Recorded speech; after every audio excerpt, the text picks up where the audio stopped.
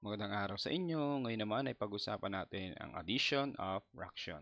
Kanina ay binakita natin kung paano mag-multiply. Ngayon naman ay addition of fraction.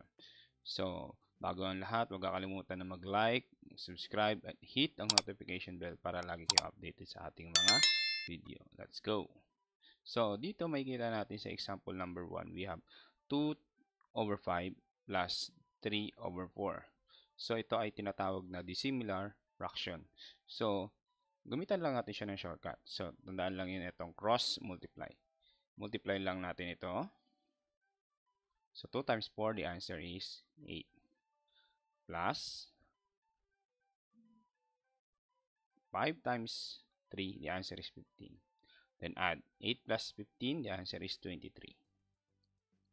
So, yun siya yung magsisilbing numerator natin. Over, ito nasa denominator, multiply lang din natin. 5 times 4, the answer is 20. So, yan na yung tamang kasagutan natin.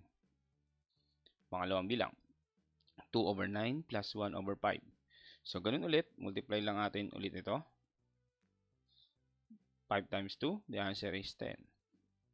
Plus 1 times 9, the answer is 9.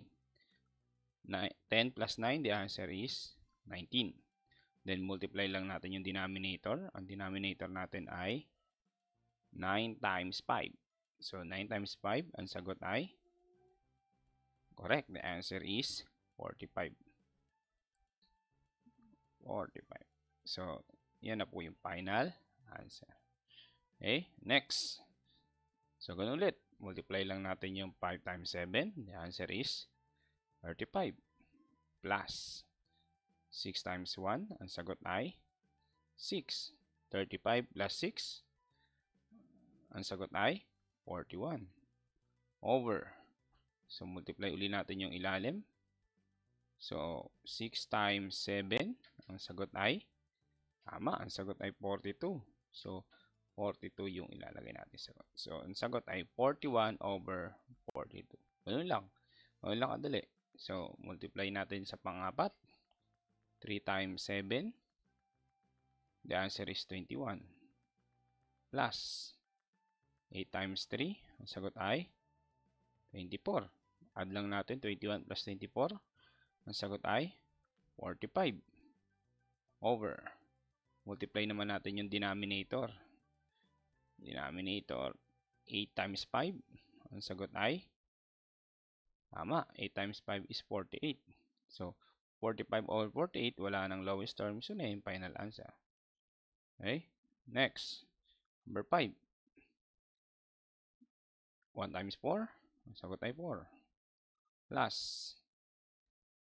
3 times 11. Ang sagot ay 33. 33 plus 4, the answer is 37. Over, multiply natin yung denominator. Pag minultiply natin yung 4 times 11, ang tamang sagot ay tama, 44. So, 37 over 44, yan na yung final answer.